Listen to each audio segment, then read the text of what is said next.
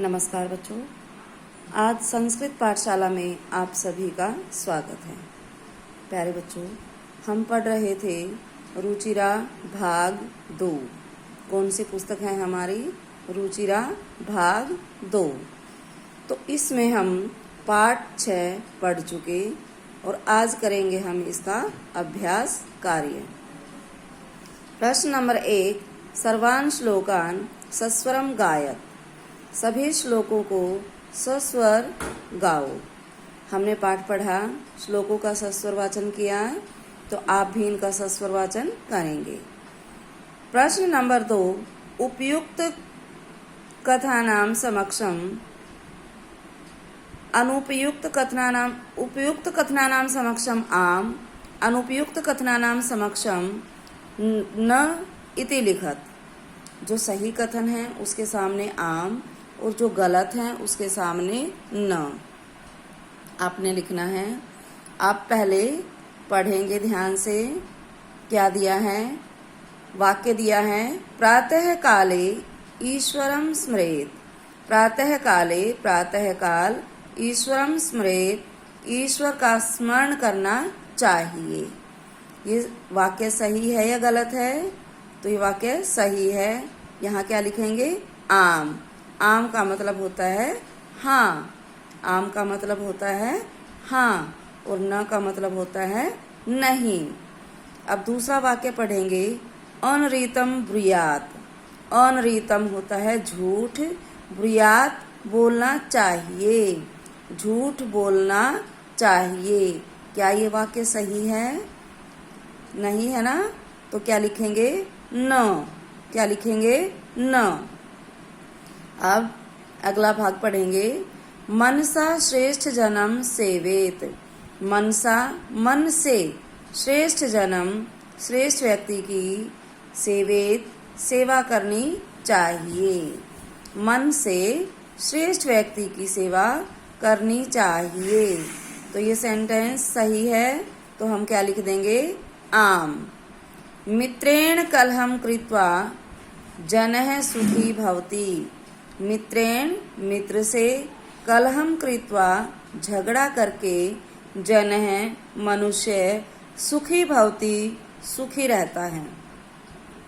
मित्र के साथ झगड़ा करके मनुष्य सुखी रहता है। अब आप किसी अपने मित्र के साथ झगड़ा कर लेते हो तो आप सुखी रह सकते हो? नहीं ना। तो झगड़ा तो वैसे भी हमें नहीं करना चाहिए। तो ये वाक्य हमारा क्या है? गलत है। तो हम क्या लिखेंगे? न। स्वेकार्यम अद्य कुर्वीत। स्वेकार्यम, स्वे होता है आने वाला कल, टुमारो जिसको बोलते हैं, आने वाला कल। कल के काम को अद्य आज कुर्वीत कर लेना चाहिए। हमें कल के काम को आज कर लेना चाहिए, करना चाहिए। तो इसलिए हमारा ये वाक्य सही है बिल्कुल। तो हम इसके सामने क्या लिख देंगे? आम। प्रश्न 1 आपको अच्छे से समझ आ गया? चलिए प्रश्न 2 समझ आ गया। अब प्रश्न 3, एक पदेन उत्तरत। एक पद में उत्तर देना है। आपने श्लोकों का अध्ययन अच्छी प्रकार से किया है, श्लोक आपको समझ आ गए हैं। तो आपने क्या करना है? उन श्लोकों में से ही जो आपने पढ़ा है वहीं से ही उत्तर देने हैं। कह न प्रतीक्षते। कह कौन? न प्रतीक्षते प्रतीक्षा नहीं करती। कौन प्रतीक्षा नहीं करती या नहीं करता? तो कौन आएगा? मृत्यु।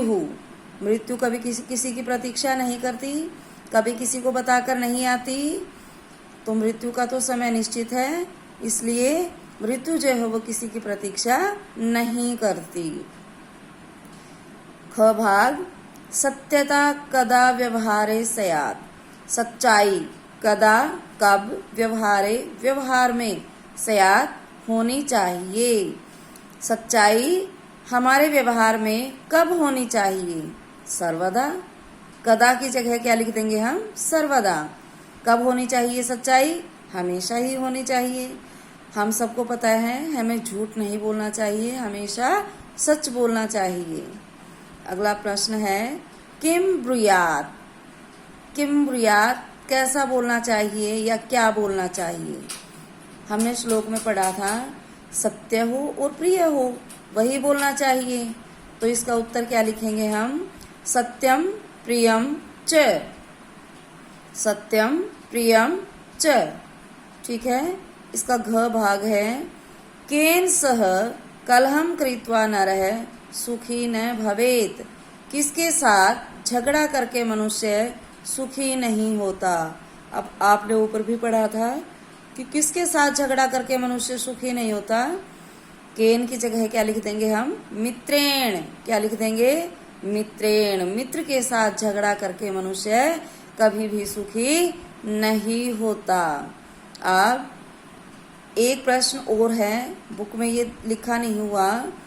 कह महारिपु अस्माकं शरीरे तिष्ठति। कौन सा सबसे बड़ा शत्रु है जो हमारे शरीर में रहता है। यानी हमारे शरीर में सबसे बड़ा महाशत्रु या सबसे बड़ा शत्रु कौन है। क्या है वो, आलस्यम। क्या है, आलस्यम, आलस्य। पाठ में हमने श्लोक में पढ़ा था आलस्य जो होता है मनुष्य का सबसे बड़ा शत्रु होता है। तो हमें आलस्य नहीं करना चाहिए। प्रश्न 3 के 5 भाग हम कर चुके। चलिए अब हम करते हैं प्रश्न नंबर 4। प्रश्न नंबर 4 में हम पढ़ेंगे रेखांकित पदानि आधृत्य प्रश्न निर्माणम कुरुत। रेखांकित पदों के आधार पर प्रश्न निर्माण करें। अब जो रेखांकित पद हैं इनकी जगह हमें प्रश्न की फॉर्म लगानी है, तो वो क्या लगाएंगे। बच्चों हम पहले पाठ से ही पढ़ना शुरू कर रखा है कि कैसे प्रश्न बनाते हैं। इसके लिए शब्द रूप याद होना बहुत जरूरी है। किम पुल्लिंग, किम स्त्रीलिंग और किम नपुंसकलिंग। यदि तीनों शब्द रूप हमें अच्छे से याद हैं तो हम निश्चित रूप से प्रश्न निर्माण कर पाएंगे। अब प्रश्न निर्माण करने के लिए हमें पहली बात तो वाक्य समझ आ जाना चाहिए। जब हमने पाठ पढ़ लिया तो सामान्य सी बात है, हमें वाक्य भी समझ आ जाएगा।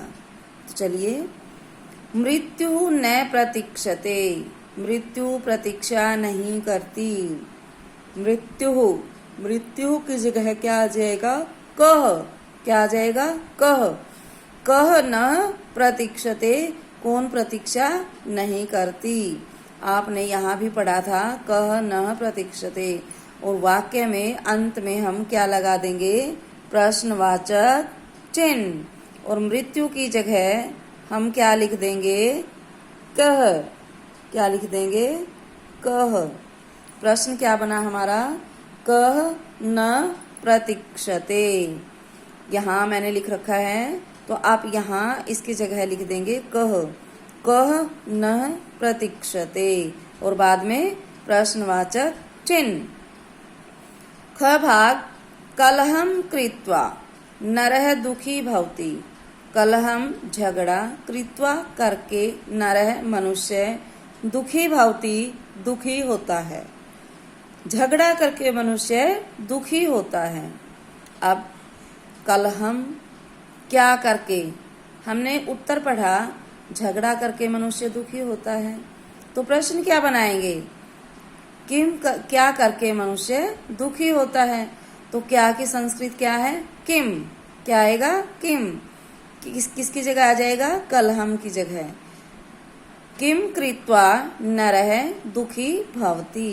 इसके बाद प्रश्नवाचक चिन्ह। इसके बाद है पितरम कर्मणा सेवेत। पितरम पिता की, कर्मणा कर्म से, सेवेत सेवा करनी चाहिए। पितरम द्वितीय विभक्ति है, एक वचन है। तो जब हम किम पुल्लिंग का और पिता पुल्लिंग शब्द है, जब हम किम पुल्लिंग शब्द रूप की द्वितीय विभक्ति का एक वचन ही इसके साथ लगाएंगे। जिस विभक्ति में उत्तर दिया गया है प्रश्न भी उसी विभक्ति में लिखना होता है। पितरम कर्मणा सेवेत। पितरम की जगह क्या आ जाएगा, कम। क्या आ जाएगा, कम। कम किसकी कर्म से सेवा करनी चाहिए, पिता की। अगला भाग, व्यवहारे मृदुता श्रेयसी, व्यवहारे व्यवहार में, मृदुता कोमलता, श्रेयसी श्रेष्ठ कर है।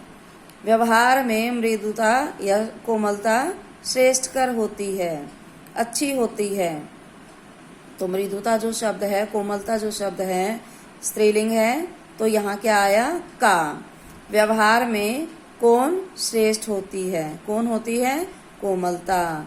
हम किसी के साथ व्यवहार करते हैं तो हम सुनते हैं ना, पोलाइट होना चाहिए हमारा व्यवहार, बिहेवियर हमारा पोलाइट होना चाहिए।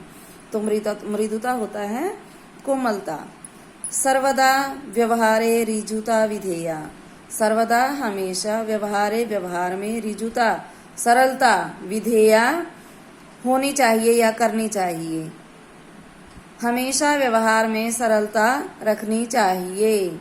सर्वदा, कब व्यवहार में सरलता रखनी चाहिए, सर्वदा।